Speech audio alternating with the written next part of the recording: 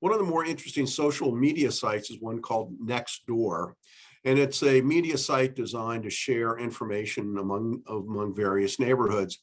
And any casual user of the site will notice the frequent, almost daily postings about increased criminal activity, break-ins in cars, and so on.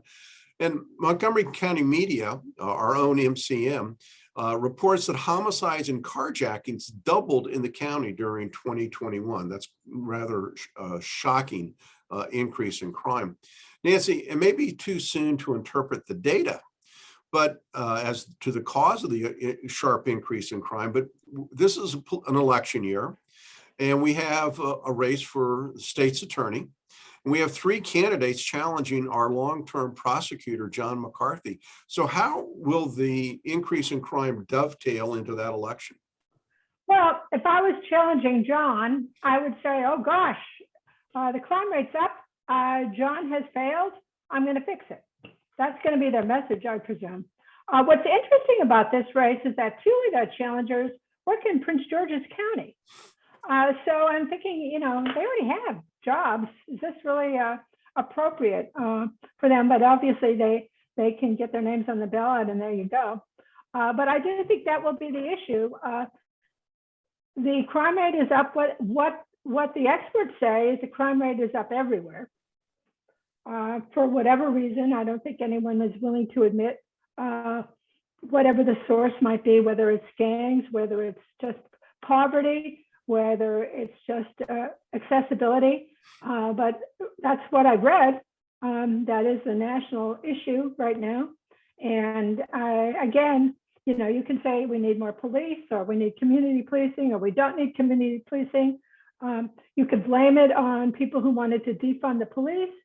There are lots of issues out there, but I think the issue for anyone running for state's attorney will be, I can do it better.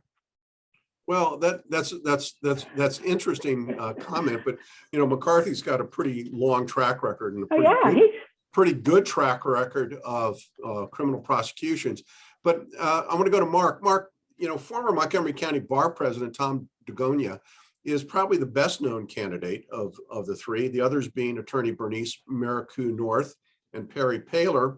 Now, DeGonia was quoted as saying, we need a state's attorney that will hold the police accountable, reduce recidivism, and take community-focused approach to prosecutions. We need prosecutors who humanize each case and are problem solvers, not just processors. Now, this is the part that of his statement that I found the most fascinating. Incarcerations need to go from being a top priority to a last priority. Now, if crime is on the rise, that sounds like a soft on crime message to me. How is that going to be a winning argument in this election? I should say so. I think he made a mistake by hiring Terry McAuliffe, speechwriter. Because incarceration needs to go from a top priority to last priority, the last resort, I should say. I think if you were going to sort of summarize, or in a very succinct phrase, what the woke prosecutors that so many large cities unfortunately seem to have, that is the philosophy.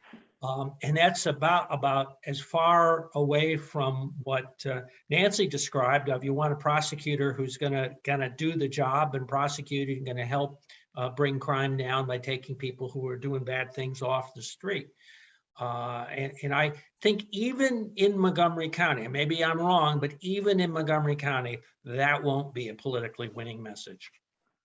Well, go ahead, Nancy. Well, remember who they're talking to.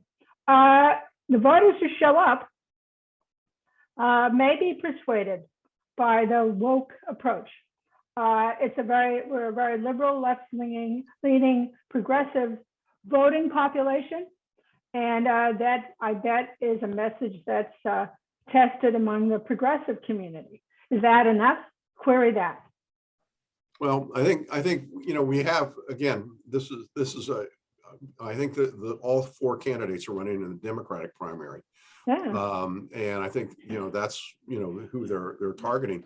We have seen that on this county council major changes in how our police are being observed, and other things that affect crime. So there may be, as Nancy's suggesting, that there may be more of a political undertone to take a different approach than what we've seen in the past. I've been in Montgomery County for a while. I can't remember when crime has risen to be such a sort of top leading issue in the county. I mean, in 20 years ago, we focused on educational stats for our schools. Now we're reading more stories about carjacking. I think that's a very troubling change in the dynamic in the county. It's unfortunate, and it really goes to the quality of life that we have when that becomes kind of a top issue. Well, I think, go ahead, Nan. I was saying, and it's a new issue. As Mark says, it's not one that people have been talking about regularly. And so that may be enough to lift up Challenger. I don't know if John is really likely to really face a true challenge, but certainly Tom is a very established presence in Montgomery County. It's interesting that he's chosen to take this on. That really says something. Well, as you point out, Tom is with a well-respected firm. He was bar president of the Bar Association of Montgomery County, so he's a well-known individual who's come out to challenge John McCarthy. So we'll have to watch this as it unfolds over the next coming months.